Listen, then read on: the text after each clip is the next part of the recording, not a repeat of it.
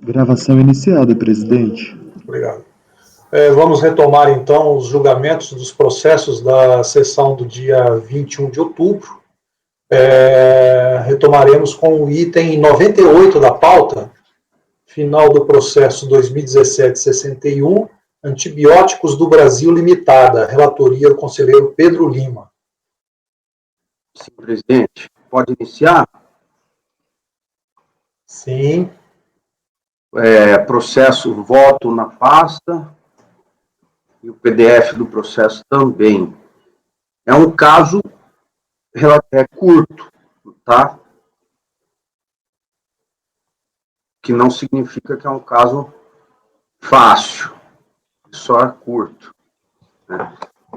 Eu vou seguir o meu resumo aí, que é pessoal, mas vou seguir por ele, que tem informação importante aí, né? Folhas 2, até se vocês puderem abrir o PDF, é interessante nesse processo aqui, viu? Importante, porque eu não sei se essa notificação de lançamento que está na Folhas 2 se equivaleria ao auto de infração. E eu não achei... Se equivale, Pedro. Equivale? O PAF, o 70-235, ele fala que o lançamento pode ser feito ou por auto de infração ou notificação de lançamento. É verdade. Bom, então tem essa notificação de lançamento, folhas 2, né, que seria o auto de infração. Folhas 11, a impugnação. Né?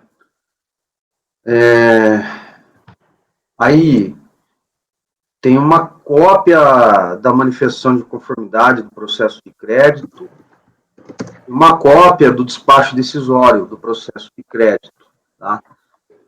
Vocês estão vendo o meu resumo ali, eu transcrevi para vocês um print screen da tela. O despacho decisório do outro processo lá homologou parcialmente a compensação declarada no perde compra. Tá?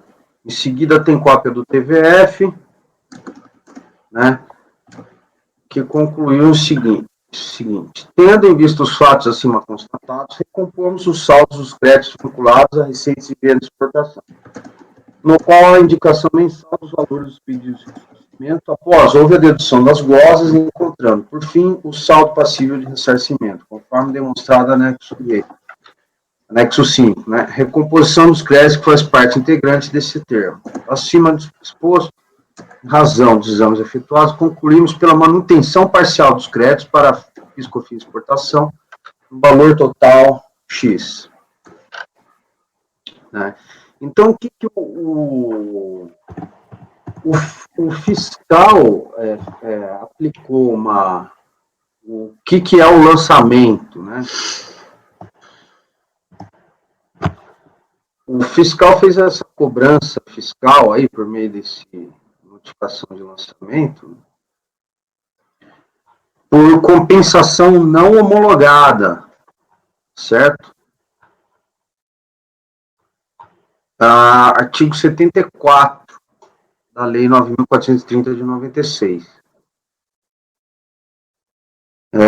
Compensação não homologada, tal, multa de 50%. Sobre o valor do débito objeto de declaração de compensação não homologada. Tá? Então, essa foi a cobrança. A DRJ julgou improcedente a impugnação.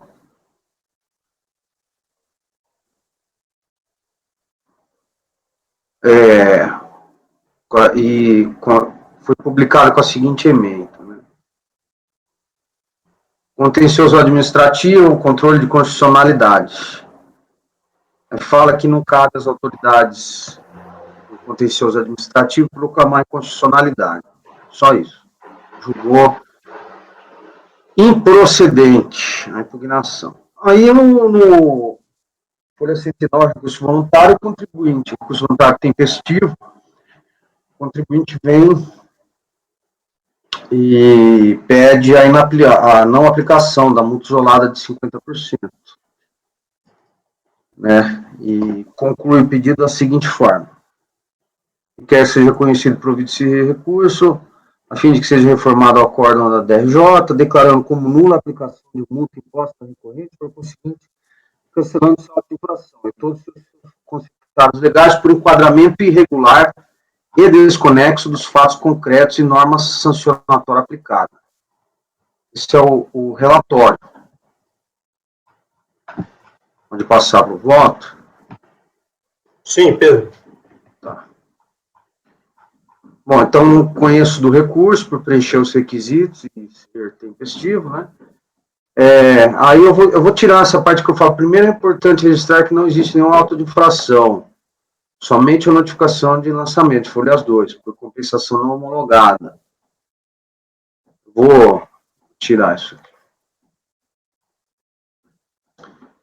Com referência, e aí eu faço referência ao artigo da lei lá, tá? O artigo 74. Com referência a, entre aspas, não homologação ocorrida no processo número tal, junto o número do processo aqui. Contudo, o contribuinte juntou o despacho decisório, cópia, né? Cópia do despacho decisório, do mencionado processo, que homologou parcialmente a compensação solicitada, conforme reproduzido a seguir. Ainda que, óbvio, a homologação parcial não se equivale a não homologação. São situações diferentes, fatos diferentes. Não é possível aplicar uma norma que for criada para regular determinado fato sobre outro fato que não é previsto no texto legal. O fato deve subsumir a norma, conceito básico conhecido por qualquer operador do direito. Com base nas disposições do artigo 148 do CTN, o auto de infração deve descrever a infração. A manutenção de um lançamento que descreve uma infração que não existiu iria permitir a cobrança de valores de forma ilegal. Então, por ser uma atividade vinculada ao lançamento fiscal de ofício, com base no artigo 59 do decreto 72.654, a infração deve ser considerado nulo por vício material. Voto por dar provimento para que o lançamento seja anulado por vício material.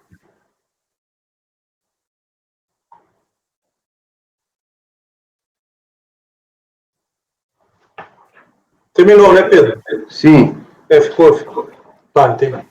Bom, aqui é a multa por compensação não homologada. Parte da compensação não homologada. É a multa prevista no parágrafo 17 do artigo 74, que ela passou a viger com a medida provisória 472 de 2009,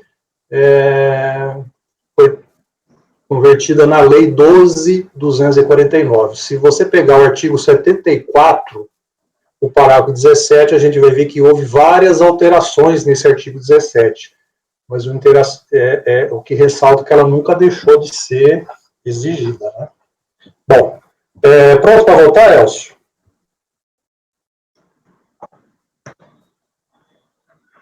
Só umas observações e umas dúvidas, questionamentos. A questão é o seguinte, sobre a base legal da multa, está ok. Só que ela é devida em razão de uma compensação não homologada. Eu estou consultando aqui o processo da compensação,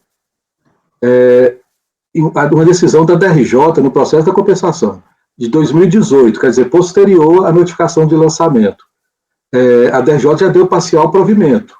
Então, quer dizer, deixa eu ver se não é só multa, né? Essa questão tem que analisar, né? Porque essa multa depende, ela reconheceu um direito creditório de 80 mil.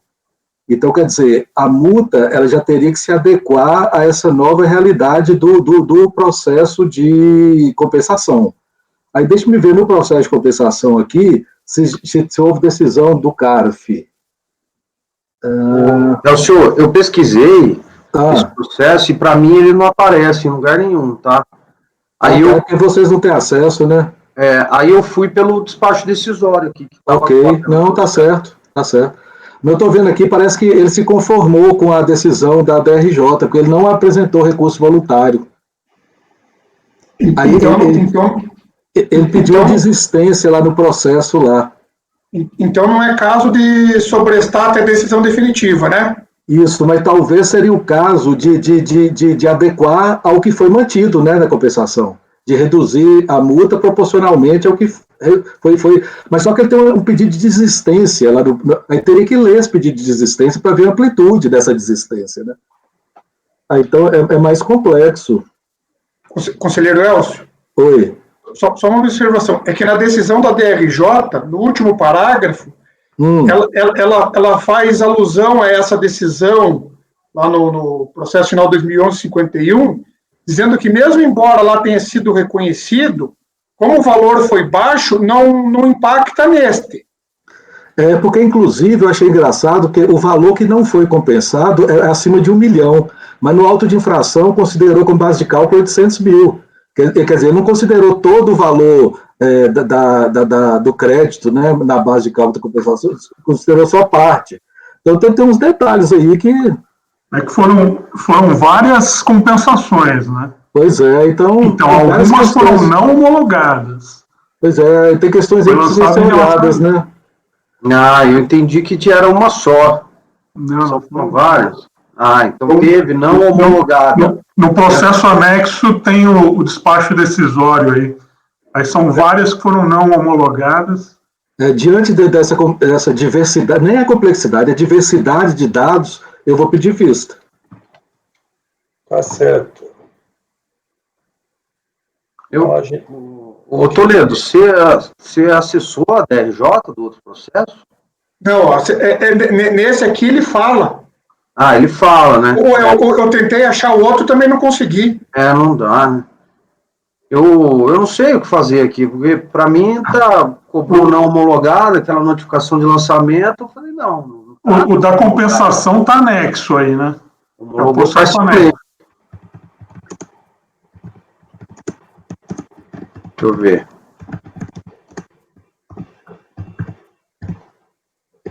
O que está anexo? O processo da compensação, esse é o da multa, né? Não, apenso, não tem apenso aqui. No meu processo tá pensado aqui, ó. Para mim não tem apenso. Não tem? Não. Aqui, ó. Olha lá. Só para pôr no meu controle aqui, o seu encaminhamento final foi dar provimento total? Ok. É só para anotar aqui. Porque... final 51. Não, para mim não tem apenso. Não aparece, não? Estranho. Também não. Deve ser só para os fazendários que está aparecendo. Lá em cima, onde que está o número do processo, tem um Azinho. Você clica no Azinho que você vê o apenso. Para mim tem. É lá que se vê o apenso, né? Onde está o Azinho ali, né? Tem um Azinho lá, um A grande, negrito. Para mim não aparece o A. Não é processo, lá em cima. Não aparece. Para mim também não. Então deve ser... Aquele A não aparece para vocês, não? Deve ser questão de perfil, então. Qual A? Aí é ruim. Esse Azinho não aparece para vocês lá em cima, não é processo, não? Põe o dedo, Marco, onde é? Tem um A ali, sim. Clica nesse A. Cliquei. Não apareceu o apenso, não? Apareceu, 2011-51. Viu, Leonardo? Nunca vi isso. É que para mim aparece diferente. O meu também não aparece, não. Esse Azinho não aparece? Peraí, que Azinho? Esse aqui, ó. É um A na frente de uma pasta. Quando tem apenso, aparece um A ali em cima. Tá. Mas ele não abre para mim. Tá. O apenso não abre, não? O meu perfil não abre, tá? Sem acesso. Ali sim. Vocês têm como juntar ele na pasta T aí depois? Vou pegar? Para mim diz que eu não posso acessar. Tá. Porque para mim, quando aparece que eu posso acessar, Mara, ele já aparece ali, processo apenso. Já vem com número e tudo. Tá. É porque esse apenso deve estar para outra pessoa, né? Deixa eu ver. Ele está, você olhou aí, Marcos, se ele está para outra pessoa? Não, ele está com o Pedro. Mas não está liberando acesso. É coisa estranha, porque se ele está apenso e o principal está com o Pedro, o apenso tem que estar com o Pedro também. Também tentei acessar aqui, não consegui, não. Eu coloquei no WhatsApp aí o vínculo que aparece. Não aparece para vocês aquilo ali? Ô, gente, mas assim, eu pedi ver se a gente vai precisar analisar isso aí mais detalhadamente. Será que a gente não vai poder avançar um pouco? Vamos. Desculpa a intromissão. Não, que isso, tá com verdade. Vambora. Tá, então vamos lá. Esse processo, então, é visto para o conselheiro Elcio Reis. Eu ia copiar aqui qual foi o voto do Pedro. Só uma observação aqui, que eu achei estranho o seguinte, porque uma coisa que tem que olhar aí também, Elcio, é o seguinte, porque isso aqui é uma notificação de lançamento só da multa, né? Isso. E a manifestação de inconformidade dele, que eu estava olhando aqui agora, e o recurso voluntário, é só sobre a constitucionalidade. Então como a DRJ decidiu, né? Então, é por isso que eu estou vendo que se a gente for decidir por esse lado aí, vai ser tranquilo. Pois é, por isso que eu acho que foi eu não conclusão, entendeu? Mas eu vou analisar direitinho. Não, só para vocês chamar a atenção que eu vi isso daqui, tá? Ok, então Vou até anotar aqui na minha anotação aqui, Mara, sobre isso. Tá, então 98, visto para o conselheiro Elcio Reis, o relator votou para anular o lançamento por vício material, é o que consta. Vamos ao 99, também do Pedro. Misancom Empreendimentos Imobiliários.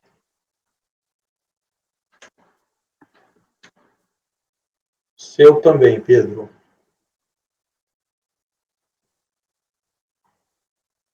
Na pasta. Misancom. Pessoal, tá tendo uma obra forte aqui, estão fazendo um barulhão. Se o barulho ficar muito forte, eu dou uma... Não está fazendo barulho nenhum, Pedro. Agora não, mas é que parou. Se estiver atrapalhando muito, eu dou uma pausa, tá? Vamos lá. Misancom.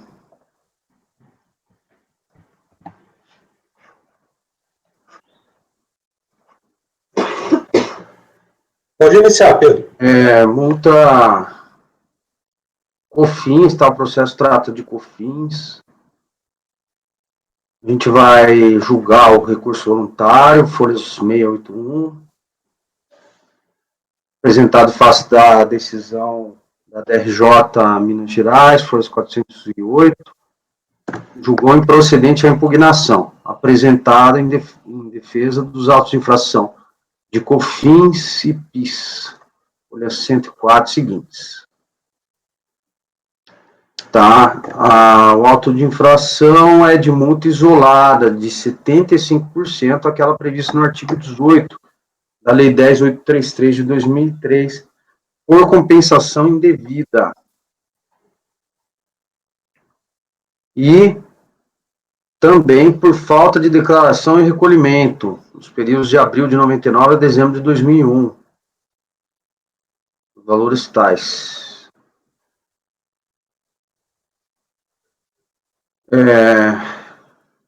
O contribuinte, por sua vez,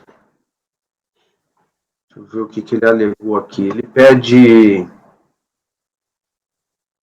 denúncia espontânea e inconstitucionalidade das multas. Esse é o relatório. Breve relatório. Tá, pode ir por voto. Tá. O contribuinte alega também que ele parcelou alguns dos débitos, tá? Mas aí a DRJ enfrentou isso na decisão. Então, acho que a gente já pode tratar no voto aqui. Bom, não é controverso nos autos que a compensação indevida ocorreu. uma vez que o despacho decisório de folhas 11, você quer conhecer o pedido de compensação, em razão da ausência de natureza tributária. Não houve recurso contra o despacho decisório. Constatada essa situação, a fiscalização lançou os autos de infração de PIS e COFINS para cobrar as contribuições compensadas com os respectivos juros e multas, por não terem sido confessadas em DCTF, e aplicou a multa isolada de 75% sobre os valores compensados, por tratar-se de compensação com créditos não administrados pela Receita. Tá? Sobre tais acusações, o contribuinte alegou ter parcelado os débitos cobrados, contudo, como bem informado na decisão de primeira instância, os débitos que foram parcelados não são os mesmos. Tá? Aí eu reproduzo aqui a DRJ. Ela trata com detalhes essa questão. Então, os débitos que ele parcelou não são os mesmos cobrados aqui. E ele fez um pedido dos mesmos débitos aqui, de parcelamento, só que não foi deferido. Tá? A DRJ também está falando aqui. Ou seja, com relação a esse ponto, não tem nada que impede a cobrança. Né? Sobre a aplicação da multa isolada, o contribuinte alega que a fiscalização deveria ter aplicado a redação original do artigo 18, da 10.833, porque vigente à época do pedido de compensação. Contudo, aqui eu falando, somente em 8 de 2006 é que a compensação se tornou indevida, com a aprovação do despacho decisório, que restou definitivo. Assim, sendo anterior ao ano de 2006 a redação do mencionado artigo 18, utilizada no lançamento, era correta e vigente à época da definitividade alcançada pelo despacho decisório. Em outras palavras, o fato que determinou a aplicação da multa isolada, que foi a compensação devida, é um fato que se configurou durante a vigência de 2006, ano em que a redação do artigo 18 utilizada pela fiscalização estava vigente. Né? Então, eu entendo que a fiscalização utilizou o artigo na época correta, o texto do artigo 18 vigente na época correta. E a turma, a decisão de primeira instância, também tratou dessa questão da multa isolada e demonstrou que ela deve ser mantida. Né? Ele traz aqui que,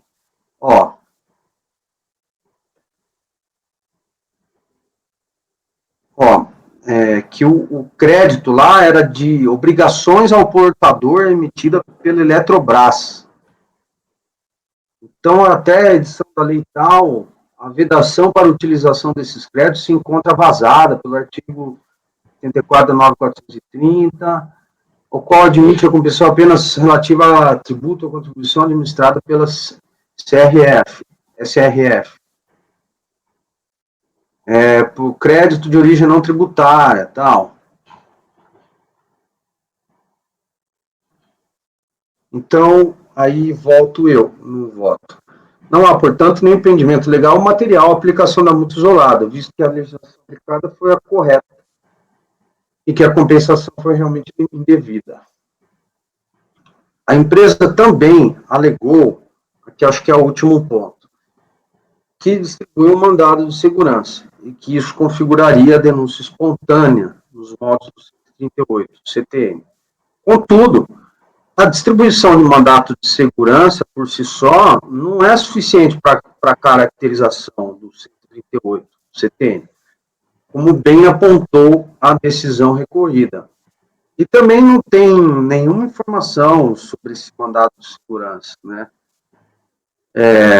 Então, assim, eu não vi necessidade também de buscar maiores informações, que eu não entendo, o pedido dele é aplicado em denúncia espontânea e a distribuição de mandado de segurança por si só não é suficiente.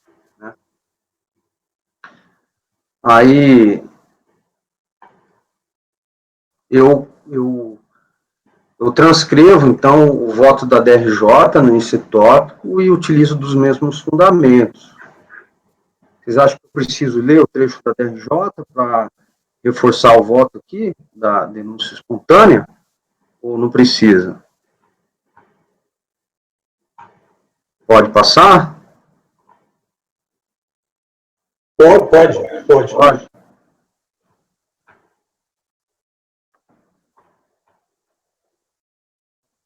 Bom, então, como última linha de defesa, ele alega a inconstitucionalidade com risco e desproporcionalidade da multa. Aí eu aplico a súmula CARF 2. Então, com base nas mesmas razões de decidir a decisão de primeira instância, eu voto para que seja negado o provimento ao recurso voluntário.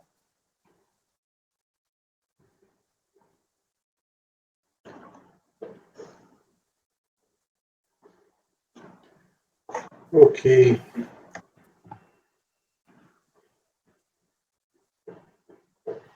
Nós já enfrentamos essa questão da multa. Teve um voto do Márcio em que ele mantinha, só que aí eu não sei se seria a mesma situação fática, a mesma aplicação de multa. E qual era a natureza da não compensação, se era indevida, não declarada, mas o Márcio estava mantendo a multa, e eu acho que acabou sendo vencedor um voto em que aplicava-se a retroação benigna. Não sei se seria o caso, eu procurei aqui, não consegui achar de pronto, não.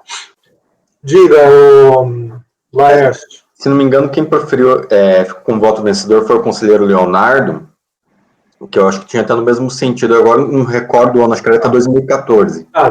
Vai ser bem melhor do conselheiro. Deixa eu ver, o Elcio pediu a palavra, às vezes ele já tem a resposta. A minha dúvida aqui é o seguinte: o despacho decisório foi em 2006, né, como o relator falou. E em 2006 estava previsto lá essa aplicação dessa multa. Só que esse artigo ele foi sendo alterado várias vezes, inclusive ele voltou a prever a multa original, né? Mas aí, em 2007, houve uma alteração restringindo a multa aos casos de falsidade, né? Por isso que se deveria se aplicar a retroatividade benigna, no meu modo de ver. Mas aí vamos ver o que o Toledo falar, que ele que fez o voto vencedor lá do outro, né? Vamos ver a posição dele. No outro eu apliquei, só que eu quero ver se não é... Mas você está excluindo a multa? Não, o Pedro está mantendo. Eu sei, não. A posição da Câmara Superior é para manter os 75%, decisão recente, né? E tem uma decisão que aplicou a retroatividade benigna para aplicar de 50%, né? Que eu entendo que senão seria o caso. Agora, excluir a multa, né? Eu não me recordei desse caso, não me pareceu que é a mesma situação que a gente aplicou a retroatividade benigna, não. Até onde eu me lembro. Porque esse caso é crédito não tributário, né? Eletrobras, né? Diferente. Aí é o quê? Mas aí a questão é considerado compensação indevida ou não declarada? Porque aí o tratamento são diferentes. A compensação não declarada, parece que a multa sempre se manteve, mas quando é a indevida, porque essa expressão indevida, ela deixou de ter a partir de uma alteração no 74, da 9430, creio eu. Aqui é indevida. Aqui é indevida. Então, aqui, nós julgamos um caso meu, era ano calendário 2004. Cancela-se a multa de ofício lançado sobre o valor indevidamente compensado. Foi o caso que eu fiz o voto vencedor no do Márcio, também era 2004. Daí era multa indevida, aí nós cancelamos. Aplicamos a retroatividade benigna com a nova redação do artigo 18. Exato. Então é a mesma coisa, então. Se é o artigo 18. Então eu vou te mandar o voto ali, Pedro. E eu acompanhei, né? Acompanhou. Inclusive, daí nós estamos nos baseando no entendimento da Câmara Superior. Tem decisão do conselheiro Rodrigo Poças, do Denis. Agora eu lembrei. Da Vanessa. Mas é crédito Eletrobras? Quero ver aqui esse que eu fiz, o voto vencedor recente, o que é isso? Eu pesquisei ontem lá, tem várias decisões mantendo 75.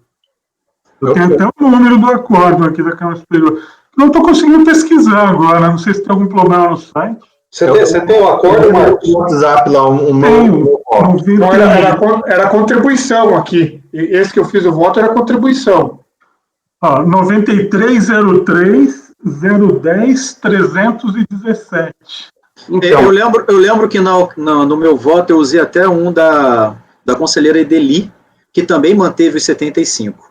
Mas aí teve essa questão levantada pela turma da retroatividade. E o da conselheira Edeli, Márcio, agora eu estou lembrando aqui. Foi da Edeli. O da Edeli, daí vai no sentido do que o Marcos está falando, que era crédito de natureza não tributária. No teu era crédito tributário, aqui também é não tributário, né? Exato, é isso que eu ia falar. Eu achei estranho esse caso, porque ele é crédito de natureza não tributária, um negócio da Eletrobras lá, que não é administrado pela Receita Federal. Eu estou achando que a gente não estaria pronto para votar isso não, hein? Acho que merecia aí uma análise melhor do caso. O que você acha, Elcio? Se eu também recordo, no meu, totalmente de acordo. Também. Mas, assim, eu fico no receio de ficar pegando muita vista, que aí eu vou prejudicar meus votos. Eu posso pedir a vista. Ok, beleza. Tá bom. Eu acho que sempre essas questões de multa, porque e quando se fala indevida, qual a natureza do crédito que ele utilizou? Tributário, não tributário? E aí vai diferenciar, pode diferenciar. Essa matéria tem várias questões que você tem que ver, e esse artigo 18 aí, ele é chatíssimo, ele mudou várias vezes, é muito complicado. Aí tem, e não só o 18, o 14, o 15, o 17, o presidente, só então, pelo debate aqui da turma, eu entendi então que vale a pena, eu vou analisar se a retroatividade benigna também se aplica nos casos de crédito de natureza não tributária. Certo. O que tem que ser bem analisado é o seguinte: qual a natureza do crédito que foi utilizado? É tributário, não tributário? Qual a vedação? E aí, não tributário.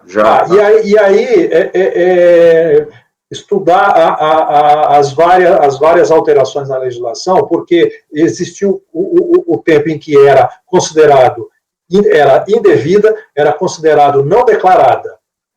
E ainda tem o que hoje basicamente se trata como não homologada. Então, existiam multas diferentes para cada uma dessas situações. Então, por isso se eu localizar também um acordo, eu compartilho com você, conselheiro Pedro, porque no meu caso, se der para juntar na pasta T, o Toledo também, o que você achou aí, que a gente aplicou a retroatividade. Vamos lá. Junto lá. Obrigado. Vamos lá, vice para o conselheiro Leonardo, ok. O relator votou para negar provimento ao recurso voluntário. O presidente. Aí o Elcio estava acompanhando o relator? Na minha decisão precária agora vai ser aplicar a retroatividade benigna, mas como eu estou falando, é precária. O presidente, só para esclarecer aqui, eu trabalhei bastante no voto, assim, não é um voto, eu tratei com profundidade da questão, eu vi a evolução histórica do artigo 18 e entendi que a redação aplicada pela fiscalização estava vigente na época, né? Mas veja, o que a o contribuinte não alegou a retroatividade benigna. Então, assim, eu também não fui buscar isso de ofício, entendeu? Essa questão também de ser natureza não tributária também... foi idêntico ao caso também que eu votei na ocasião. Eu concordo que a coisa fica mesmo um pouco complicado, porque você tem decisões de Câmara Superior em sentidos contrários. Você pegar da primeira sessão, da terceira sessão, e talvez até dentro da mesma sessão, com a evolução, pode haver diferenças, mas a diferença também primordial é em função da natureza do crédito. Isso. Essa questão de dúvida que surge nesse sentido, se você tivesse, então, lido o voto, como você falou, que está bem elaborado a discrimento, talvez essas dúvidas que a gente está levantando esclareça conhecido no voto, né?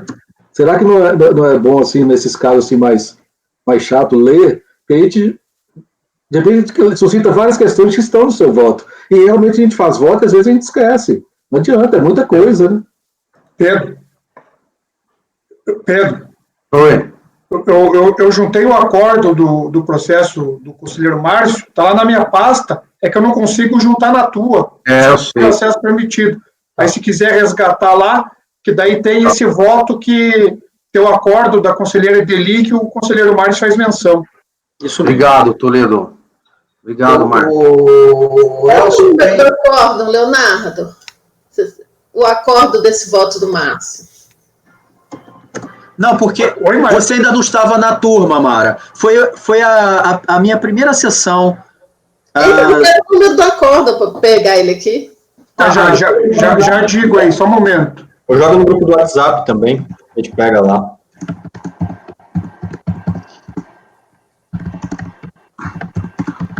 Estão conseguindo pesquisar no site do CARF? Parece que não está. Não. Problema. Acho que tiraram fora do ar. Na hora que ele estava no relator lá. Eu estou conseguindo pesquisar aqui. 3201. 3201. 3201. 007. 007. 017. Tá, obrigada. Gente, ficou assim. Vista para o conselheiro Leonardo. O relator votou para dar provimento ao recurso. Não, para negar, né? Para negar provimento. Negar provimento. Divergiu o conselheiro Elcio, que votou para exonerar a multa de ofício em razão da retroatividade benigna. Neste ponto, não votaram os demais conselheiros. Próximo vai ser o 100, do Elcio, Vinho Salton.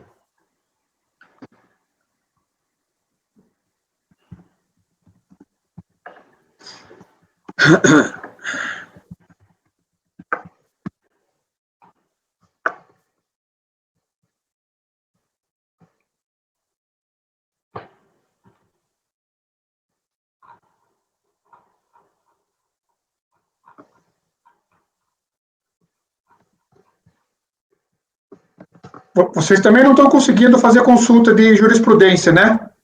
Não. Eu tô. Você tá? Eu tô. Vamos ver, tá vendo? Não, no site. Eu tô. No site ou no VER? No VER, que eu tô falando aqui no VER. Ah, não, no site tá... Pesquisa de acordos não está funcionando. Não está funcionando. Pode iniciar? O Vinho saltou? Pode, eu vou abaixar. Pode sim. Então, aqui é recurso voluntário, né? A DRJ julgou improcedente a impugnação. São autos de infração de COFINS e PIS, apurados nas sistemáticas cumulativa e não cumulativa, em razão da constatação de descumprimento das condições de isenção na remessa de produtos para venda em empresas comerciais exportadoras com fim específico de exportação. Aí está a fundamentação legal. No relatório de auditoria fiscal, consta que o fiscalizado alegara que as mercadorias vendidas com fim específico de exportação haviam sido retiradas de seus estabelecimentos pelas próprias empresas comerciais exportadoras para exportação posterior, sendo informado ainda que em alguns dos destinos dessas mercadorias não havia recintos alfandegados, Ponta Porã, Guaíra e Foz do Iguaçu. A fiscalização, contudo, constatou que muitas das vendas haviam tido como destino outras cidades que não as citadas pelo contribuinte, Novo Hamburgo, Recife, Caxias do Sul e Corumbá, localidades essas em que existiam recintos alfandegados. Condição essa também observada, apesar da negativa do contribuinte, na cidade de Foz do Iguaçu, tendo-se por configurado o descumprimento do requisito legal da remessa dos produtos diretamente para embarque de exportação ou para recinto alfandegado. Analisando-se a documentação fiscal, constatou a fiscalização diversas irregularidades nas empresas comerciais exportadoras com as quais o contribuinte comercializava seus produtos, a saber, situação de inativa, inapta ou inexistente de fato nos sistemas da Receita, inexistência de cadastro no Siscomex, inocorrência ou ausência de efetivação de exportação no período, incongruência de informação no cotejo das notas fiscais e dos despachos de exportação, descumprimento de obrigações acessórias, de PJ, e inexistência de comprovação de exportações. Em sua impugnação, a empresa requereu a anulação dos autos de infração ou a responsabilização das empresas comerciais exportadoras, alegando o seguinte: inobservância pela fiscalização do ônus da prova que lhe competia, princípio da verdade material, a isenção tem como objetivo incrementar a exportação. Até a edição do decreto 4524, não havia disposição legal quanto à necessidade de remessa de produtos a ser exportados diretamente em barco ou recinto alfandegado. Disposição essa que afrontou o caráter meramente regulamentado do decreto. Uma vez comprovada a efetiva exportação dos produtos, referidos requisitos não podiam se sobrepor à realidade. Após a publicação das leis 10.637 e 10.833, as receitas de exportações com fim específico de exportação passaram a estar abarcados pela não incidência. Os valores lançados deviam ser exigidos das empresas comerciais exportadoras. As situações de inaptidão e inatividade poderiam impactar as operações que eram realizadas após a publicação dos atos administrativos declaratórios. A multa aplicada ofende o princípio da razoabilidade e proporcionalidade e legalidade dos juros da taxa Selic. Junto à impugnação, o contribuinte carregou aos autos cópias dos documentos por ele considerados hábeis à comprovação de suas alegações, notas fiscais, despacho de exportação, etc. O acordo da EJ, que manteve os autos de infração em sua totalidade, restou emendado da seguinte forma, está aí.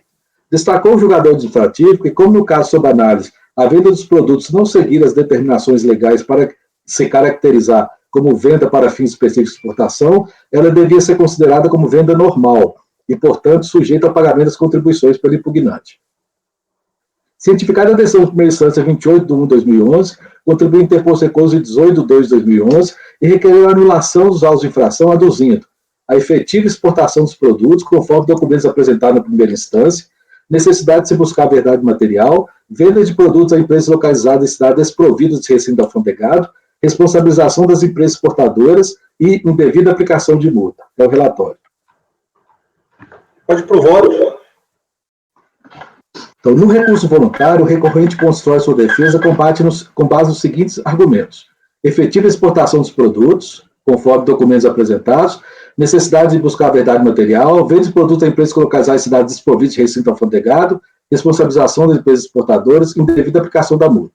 Nesse sentido, dada a menor abrangência do recurso voluntário, considera-se definitiva a decisão de primeira instância em relação às seguintes matérias abordadas na impugnação: as situações de inaptidão e inatividade das empresas comerciais exportadoras somente poderiam impactar as operações com elas realizadas após a publicação dos atos administrativos. Ilegalidade e constitucionalidade dos juros, com base na taxa Selic. De início, deve-se registrar que a fiscalização destacou que, não tendo o contribuinte cumprido o requisito indispensável à utilização do benefício da isenção nas remessas a comerciais exportadoras, remessa direta a embarque ou a recinto alfandegado, o lançamento de ofício das contribuições se impôs, tendo sido excluídas da base de cálculo levantada as receitas que haviam sido efetivamente tributadas e considerados os critérios das condições dos períodos abrangidos pela tributação não cumulativa. Feitas essas considerações iniciais, passa-se a análise das diferentes questões abordadas: fim específico de exportação, efetiva exportação dos produtos, verdade material. O recorrente alega que até a edição do decreto 4524 não havia disposição expressa quanto à necessidade de remessa dos produtos a serem exportados diretamente ao embarque ou recinto alfandegado. Disposição essa que, segundo ele, afrontou o caráter meramente regulamentado do decreto. Contudo, conforme demonstrado pela fiscalização e pela DRJ, desde a edição da MP 258, a isenção das contribuições encontrava-se restringida às operações de venda comercial exportador com fim específico de exportação. Aí está aí o artigo 14, né, da MP. À época, a definição do termo fim específico de exportação encontrava-se definido no parágrafo 2º do artigo 39 da Lei 9532. Está aí. embarque de exportação ou para recinto alfandegado. O recorrente alega que a definição do termo fim específico de exportação supra somente se aplica ao IPI, considerando que o caput do artigo 39 faz referência específica a esse imposto. Contudo, o referido dispositivo é parte da Lei 9532, de 97, que, de acordo com sua ementa, altera a legislação tributária federal e dá outras providências, não se restringindo, por conseguinte, ao IPI. Ainda que o caput do artigo 39 faça referência somente à suspensão do IPI, o parágrafo 2º versa sobre a definição do termo jurídico fim específico de exportação. Não se vislumbra possibilidade de se considerar que essa definição possa vir a sofrer alterações a depender do tributo considerado. Além do mais, o parágrafo 2º do artigo 45 do decreto 4524, regulamento fiscal, adota essa mesma definição, conforme se pode verificar do seu texto a seguir transcrito. O recorrente argumenta que o decreto não podia extrapolar seu caráter regulamentar, razão pela qual ele não podia ser considerado para restringir a exoneração sob comento. No entanto, nos termos do artigo 62 do anexo 2 do regimento interno do CARF, as turmas de julgamento não podem afastar a aplicação do decreto válido e vigente sob fundamento de constitucionalidade. O recorrente alega também que, em razão do fato de as vendas dos produtos terem se destinado a empresas localizadas em cidades desprovidas de recinto alfandegado, dele não se poderia exigir o cumprimento do referido fim específico de exportação, ignorando por completo a apuração levada a cabo pela fiscalização, que constatou que muitas das vendas haviam tido como destino outras cidades, Novo Hamburgo, Recife, Caxias do Sul e Corumbá, além daquelas citadas pelo recorrente, Ponta Porã, Guaíra e Foz do Iguaçu, localidades essas em que existiam recintos alfandegados, o mesmo podendo se dizer da cidade de Foz do Iguaçu. Por fim, o recorrente argumenta que, em prol do princípio da necessária busca da verdade material, tendo havido efetiva exportação dos produtos, a isenção ou não incidência deveria ser reconhecida, independentemente do cumprimento dos requisitos do fim específico de exportação, pois o objetivo da legislação é o incremento das exportações. Essa questão restou muito bem enfrentada no voto condutor do Acordo 9303-10-119, da terceira turma da Câmara Superior de Recursos Fiscais, de fevereiro deste ano, né, em que ficou assentado o seguinte: a evidência não interessa se eventualmente tem ocorrido a exportação, pois a condição para a não incidência da contribuição, no caso com medida de controle, é que as mercadorias saídas com suspensão, quando destinada comercial exportadora para fim específico de exportação, sejam elas remetidas diretamente ao estabelecimento industrial para embargo de exportação ou para recintos alfandegados, por conta e ordem da empresa comercial exportadora. Inconteste que esse pressuposto não foi atendido. Sem embargo, não atendido o pressuposto legal, a sobrenorma isencional não incide. Referido ao acordo, restou emendado da seguinte forma. Aí eu vou ler só o negrito aqui. A eventual posterior exportação dos produtos não supre o descumprimento dessas condições.